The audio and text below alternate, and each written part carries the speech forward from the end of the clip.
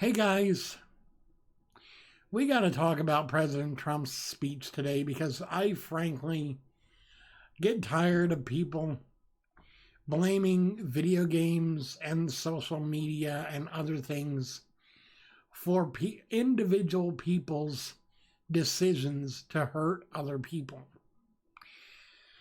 So today, President Trump gave a speech to the nation from the White House on the two tragedies that happened over the weekend, both in Texas and here in Ohio, my home state.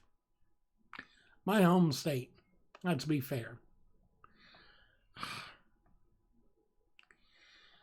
I have as much of an investment in this as the people from Texas have in their incident, and I wanted to see some positive change starting to shine through. And all I saw is a politician reading off of a script and saying the things that will get him votes for the re-election. It's been what I've seen from a lot of politicians for the past couple of decades since I've been old enough to really understand the way the world works.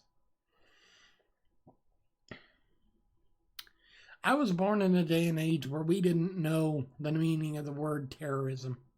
We didn't know the meaning of the words mass shooting. We didn't know the meaning of the words domestic terrorist or anything like that. We didn't understand those because back then we didn't know anyone could be that destructively hateful. I mean, yes, it was a few years after Columbine, but it wasn't in our memory then. And with Columbine, it was the video games. With Sandy Hook, it was video games. With these last ones, it's video games, social media, and the internet. I'm sorry. How does the internet teach you to be a cold, heartless bastard that goes out and decides to kill people just because? How does the internet make you criminally insane to the point to where you would shoot your own sister? Yeah, one of the shooter's victims was his own sister. Think about that. Granted, investigators don't know whether the sister was an intended or unintended victim, but either way, how can you be so desensitized not to recognize your own blood, your own flesh and blood, and decide not to pull the trigger at them? How can you be so insensitive as to say it's the video games, not the policies that govern the thing that killed them or the thing that allowed this guy to kill them? Because get this, 30 seconds is all the shooter had. And yet he managed to kill 9 people and injure 27 others. 27 and 9 is 38 total victims. 38. Now think about that. 38 in 30 seconds. That's more than 1 round a second. That's an automatic weapon. How'd he get that? Where'd he get it from? What happened? What happened in those 30 seconds? And why was somebody able to get their hands on that kind of firepower? That kind of... That's at least a semi-automatic weapon. I'm tired of people blaming the video games when the video games actually have shown to not be a cause of any issue. The electronic entertainment the Electronic Entertainment Board, or the ESA, the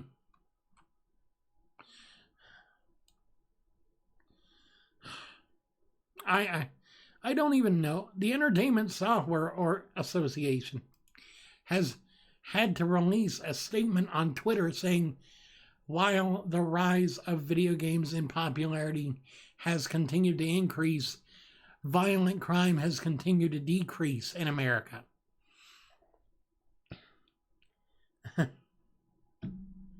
It's not the video games' fault, because video games are rising in popularity in other countries as well.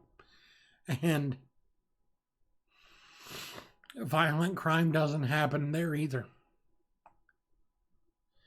It's not the video games, okay? It's not the video games.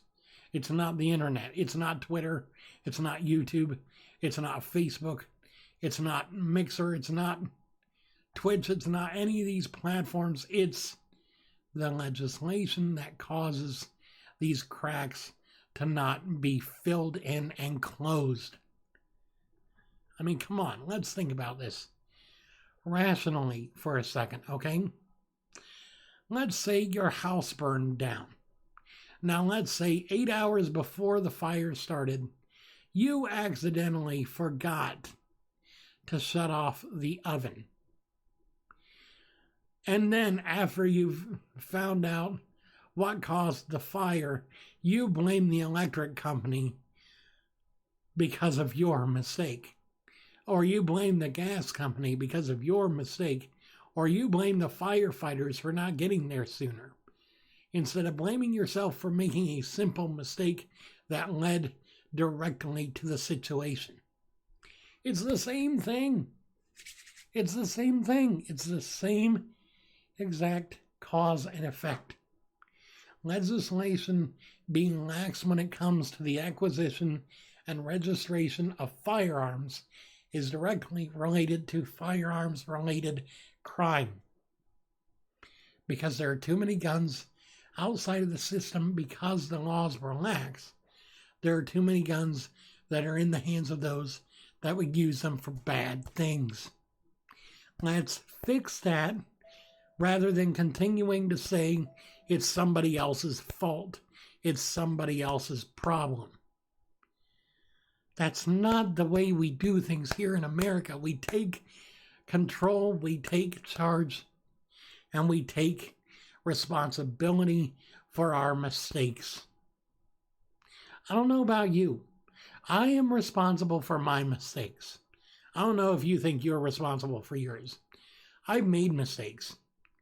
I've forgotten to upload a video on time. I apologize in the next one. I forget to do other things. I apologize in the next whatever I do. I accidentally favorite the wrong account with my public account, and people see it, and I'm like, I'm so sorry, I meant to like that on my other account, or whatever. And because I like some pretty off-color humor sometimes, and people can get offended by it. Nothing racial or anything like that, but just I have to commend Trump. He did condemn racism, bigotry, and hatred in our country. And indirectly, he condemned his own actions. But we'll never see him outright say, I was wrong, because in his mind, Trump can do no wrong. And the media, in their minds, they can do no wrong even when they're totally blaming the wrong thing. They're blaming the wrong thing. They're blaming the wrong person. They're blaming the wrong influence. It's not the games or the industry. It's not the entertainment industry either, even though you can make the argument that the TV industry desensitizes us to rape culture and violence and sexism and racism and criminal activities of all kinds, because we've got all these criminal drama shows that are on now, all these crime drama shows, and it desensitizes us to that. You could argue that it desensitizes us to actual crime because the news shows the latest updates on cases that have happened and situations that have occurred. You could say that it desensitizes us to tragedy because they cover natural disasters and man-made disasters. But in the end, it's not any of that that desensitizes us to what we see and hear and feel. It's our choices. It's when we choose to not feel. It's when we choose to turn away from being a decent human being and decide to look at another human being and view them as less. That's when we get into trouble. That's when we find ourselves in deep water. That's when we find ourselves dealing with the crap that's going on today. I apologize if I sound pissed. Because I am, but I'm not pissed at you. I'm not pissed at your actions or your mistakes or your anything. I'm angry with the system as a whole and its insistence that they have a hands-off policy on anything to do with controlling dangerous things, controlling dangerous substances, controlling the epidemics of racial profiling, racism, bigotry, gun violence, other kinds of violence, all kinds of things. I mean, if we were just a bit more proactive in preventing this kind of thing, we would have so much more that we didn't have to worry about. We wouldn't have to worry about crime in our areas because there would be less ability to have more violent crime. Yeah, you'd still have your looters and your petty thefts and even your grand theft autos on occasion, but you wouldn't have the regular, especially in the big city, regularly occurring nightly gun violence and gang violence and all this other crap, because we'd have things in place that would make it a safer world. I want to see a day where we can actually let our kids play outside and not have to check on them every 5 seconds in fear that something's going to happen to them. Because either the other kids are getting ideas in their heads that they shouldn't because of the culture that's around them and because the access to things they shouldn't have is so apparent. But it is what it is. But don't for a second think that Donald Trump is anything but what he actually is, which is at the very least and the most dangerous, an apathetic sympathizer to those that seek to destabilize and destroy our country by dividing us into factions based on racial profile. Because let me tell you this much. If I meet an Asian, African American, Native American, or any other ethnicity person in my day-to-day life, I don't look at them and see their skin color. I look at them and see their smile, or I see that they're a bit down, and I try and make their day better. I don't look at what they look like. I don't look at how they dress. I don't look at where they might come from. I look at who they are, a human being. The one big mistake that racists have made is they've divided a single race into several subtypes and called those races, when really there is only one race in America. Only one race in the world, and that is the human race. We are human beings first, and we are who we look like last. who we are beyond being human beings. We are unique. We are special. We are talented and kind if we choose to be, and mean if we choose not to be kind. We are intelligent, beautiful, worth something, and blessed and loved by God. I see no difference between an African American, an Asian American, a white American, and a Native American, and a Mexican person. I see no difference because in my mind, we're all human and we all have worth. If you see different, I feel sorry for you because I really wish you could see the world through my eyes, but more importantly, through God's eyes. Because God loves us all, no matter what we've done and who we are.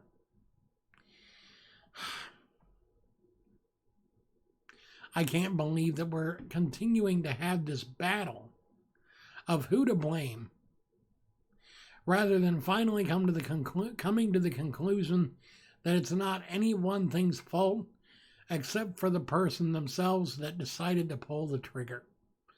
That is the main blame. That is the person to blame. That is the focus we need to have. That is where our policies and our position needs to be. It's not who is to blame, it's what we do about fixing the problem that we have, which is making America safe again through cooperation and love and peace, not through hatred and bigotry and selection based on skin type or ethnicity or whatever. Not selectivism, but inclusionism. Not racism, but humanitarianism. Not hatred, but acceptance and love. Thank you so much for listening. My friends, my fellow patriots, my fellow Americans. This is the Wandering Wind, signing out, and I hope you have a wonderful day.